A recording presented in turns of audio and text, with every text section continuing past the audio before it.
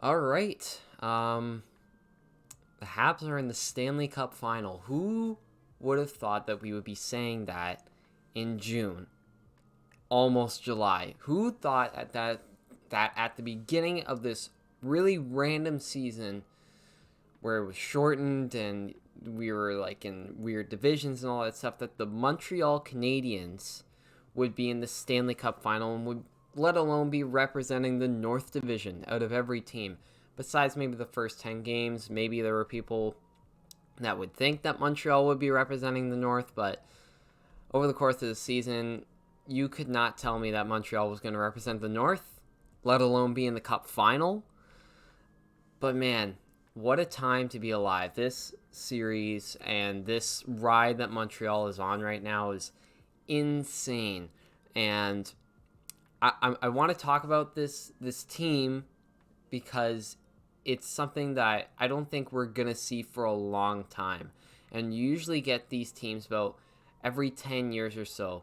Cinderella team on a tear, just hot at the right time with a hot goalie that carries them through to at least the Stanley Cup final. We saw it in 2003 with the Anaheim Ducks and Jaguar, not necessarily carrying the Ducks to the Cup final, but carrying them in the Cup final, won the Conn Smythe.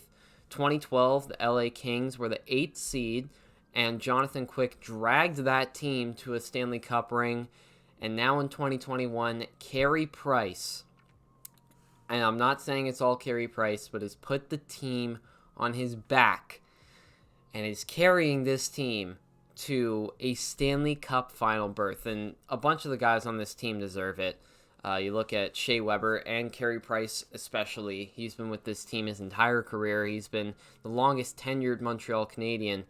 And the fact that he's finally going to be able to play in Stanley Cup final hockey is just something that I honestly never thought I was going to see in my life. I thought he was going to retire without being in the Stanley Cup finals, but here we are. And speaking of Carey Price, we do need to talk about him. This playoffs has proven that Carey Price still has the capabilities to be the best goaltender in the world. And I think right now, he is the best goalie in the world, despite the fact that Vasilevsky will probably win the Vezina and all that kind of stuff. Carey Price is still the goalie that I would want if I needed to win just one game. If it was just one game in the playoffs especially, Carey Price is still my goalie that I would pick to win me that game. Like it would be Sidney Crosby back there, who would be the player that I would pick to win one playoff game.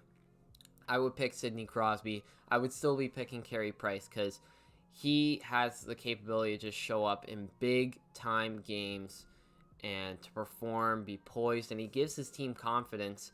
And there's another player that gives the Canadiens confidence, and that's Cole Caulfield, which I can't believe he was scratched until like Game 3 of the Toronto-Montreal series.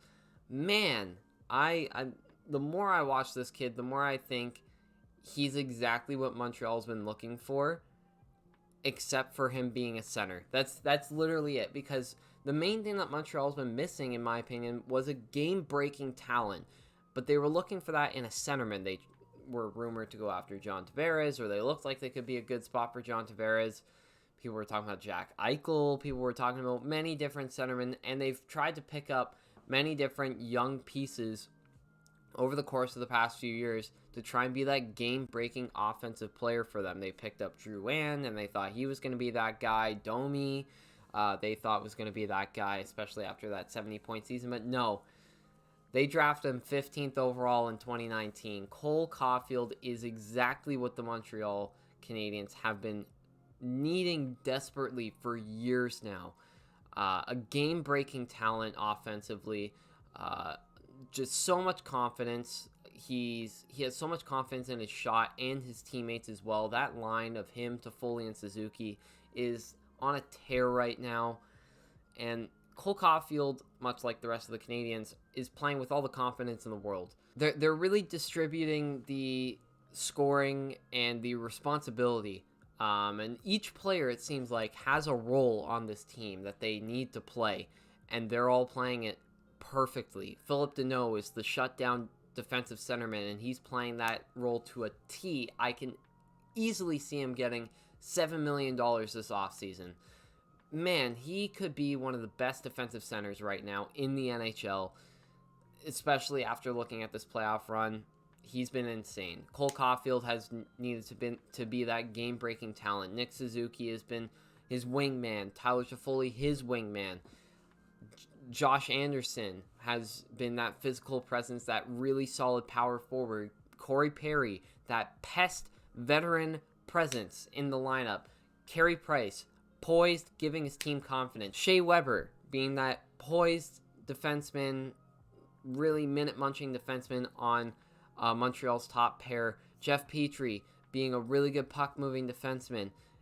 Everyone is just playing their roles to a T right now on the Montreal Canadiens, and you can tell because they have all the confidence in the world. They all trust each other, rely on each other to get the product that they want on the ice together, and they want to get it done, and it's working right now. And let me tell you, Bergevin got some slack for being nominated for GM of the Year, and I kind of agree, sort of, because his team was the 4th seed in the North Division, and this should be an award that should be based on the regular season. But it also, you can't really, because if it was based on the regular season, Kyle Dubas could have won it.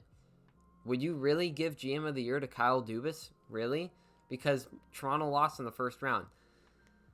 Bergevin, I think, is one of the more underrated GMs in the NHL in being able to put a team together, because he has slowly, over the past few years, put together a deep Montreal Canadiens team where there's not necessarily a superstar talent, although Caulfield looks like one right now, but it's all just a bunch of really good players, all just working together, and a superstar goaltender as well that's also contributing. If you're Canadian, I don't know how you cannot get on the Canadiens bandwagon. As a Jets fan, right? Jets fan, number 1. Leafs fan, number 2.